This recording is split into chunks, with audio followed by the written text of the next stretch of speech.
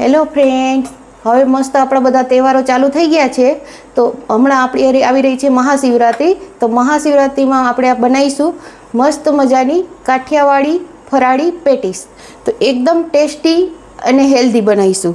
એના માટેના ઇન્ગ્રીડિયન્ટ્સ છે: બાફેલા બટાકા લીધા છે 2, કોપરાનું છીણ, ફરાળી લોટ છે એ મેં ઘરે જ સાબુદાણા અને મોરૈયાનો પીસી લીધા છે શેકીને, આદુ મરચાંની પેસ્ટ છે, ડ્રાયફ્રૂટ છે, કાજુ બદામ અને કિસમિસ, સિંગદાણાનો ભૂકો, મરી પાવડર, લીંબુ અને મેં મસાલો ઘરે જ બનાવેલો છે.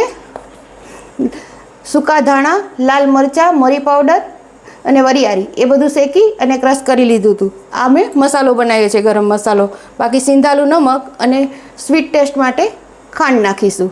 તો આપણે રેસીપી બનાવવાની શરૂઆત કરીએ. અને તળવા માટે આપણે તેલ આવશે. તો પહેલાં મેં બટાકા એ રીતે ખમણ્યું છે. આ રીતે આપણે પૂરું બટાકું એક ખમણી લેશું પહેલાં.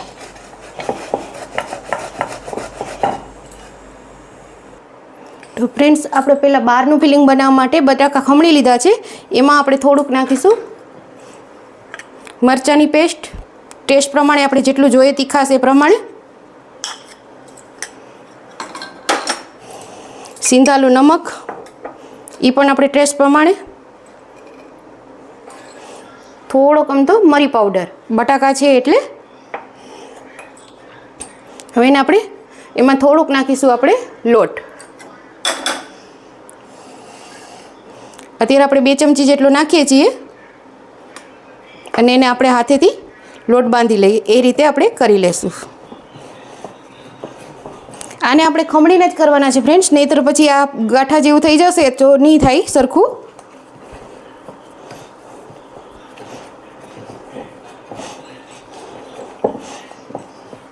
એક સરખું મિક્સ કરી અને આપણે લોટ બાંધીએ એ રીતે મસળી લેવાનું. બહુ નથી મસળવાનું, નહીં તો ચીકણો થઈ જશે. એટલે હલકા હાથે આપણે મસળીને મિક્સ કરી લેવાનો છે.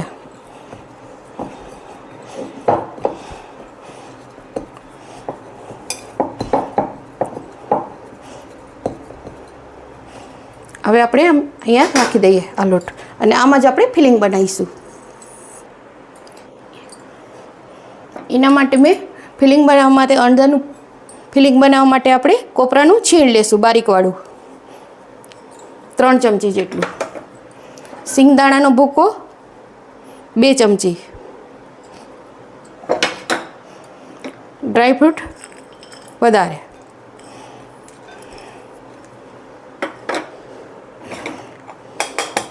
અને આ તીખાશ માટે આપણી પેસ્ટ,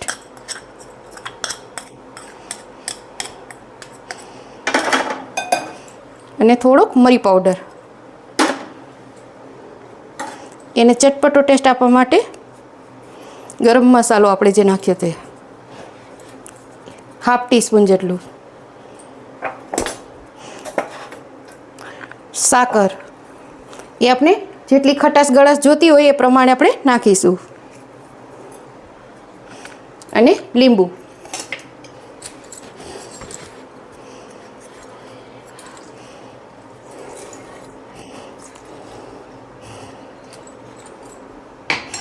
અને થોડુંક ટેસ્ટ પ્રમાણે નમક.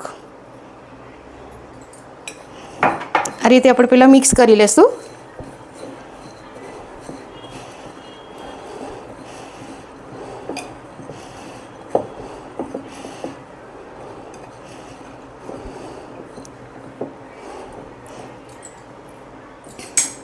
લીંબુનો રસ હજુ નાખવો પડશે આપણે થોડોક,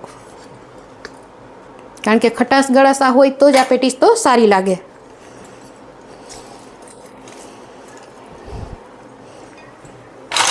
ને આ સ્ટેજ ઉપર જ આપણે ફિલિંગ ટેસ્ટ કરી લેવાનું.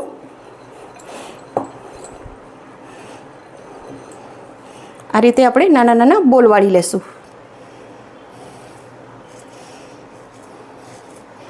આ ટાઈપના આપણે બધા બોલ વાળી લઈએ. આ રીતે ક્યારેક મારાથી મિક્સીમાં રહી ગયું હતું.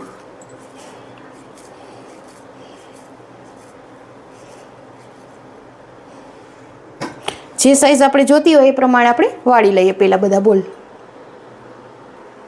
તો ફ્રેન્ડ્સ, આપણે બોલ્સ બધા વળાઈ ગયા છે. હવે આપણે પેટીસ વાળીશું અને એકદમ આપણે મસળશું. વાટકી જેવો શેપ આપવાનો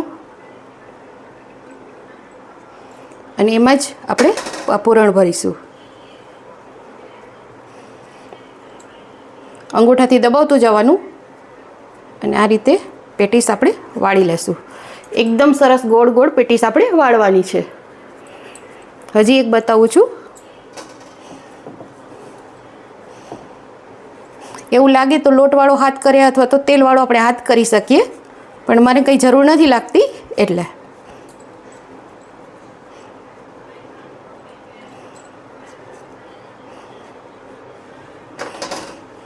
આ રીતે આપણે બધા ગોળા વાળી લેશું. જો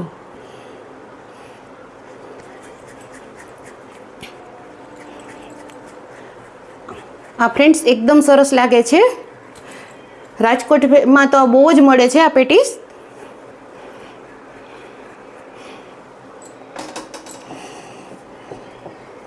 કાઠિયાવાડ ફેમસ છે આ. તો આપણે પણ આ પ્રમાણે બનાવશું.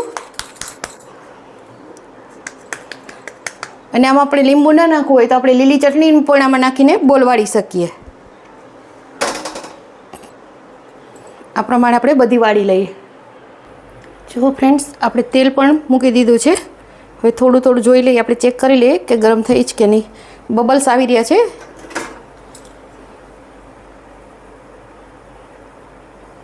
અને આપણે મીડિયમ ગેસ ઉપર જ આપણે તળવાનું છે.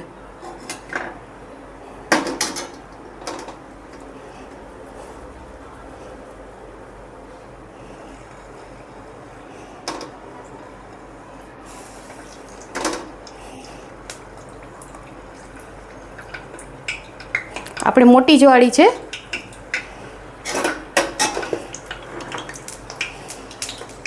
Slow to medium.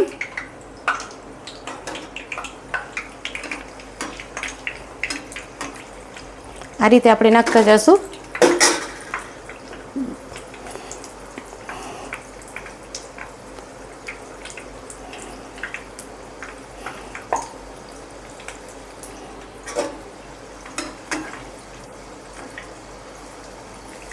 આ રીતે આપણે બધી ઉલટી કરતા જઈશું, ફેરવતા જઈશું અને ગોલ્ડન બ્રાઉન કરીશું આપણે.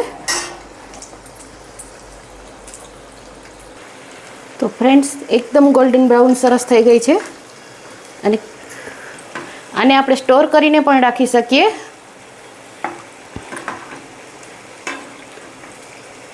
પંદર 20 દિવસ સુધી આપણે એને સ્ટોર કરીને ફ્રીઝરમાં રાખી શકાય. પછી જ્યારે તળવી હોય ત્યારે આપણે ફ્રીઝરમાંથી કાઢી અને તળી લેવાની.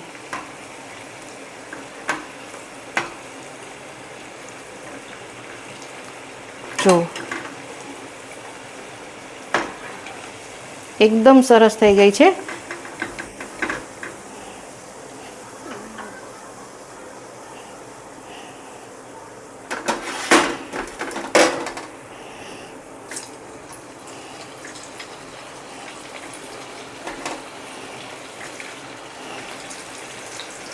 હવે આપણે બધી તળી લઈએ પહેલાં. તો ફ્રેન્ડ્સ, જો કેટલી ક્રિસ્પી થઈ છે. અવાજ પણ તમને સંભળાતો હશે. ગરમ બહુ છે.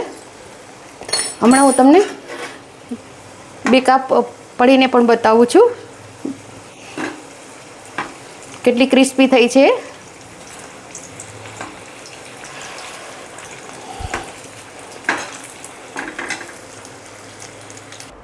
તો ફ્રેન્ડ્સ, આપણી બધી પેટીસ તળાઈ ગઈ છે. હવે હું તમને આના 2 ભાગ કરીને પણ બતાવું છું. જો અવાજ ઉપરથી તમને ખ્યાલ આવશે.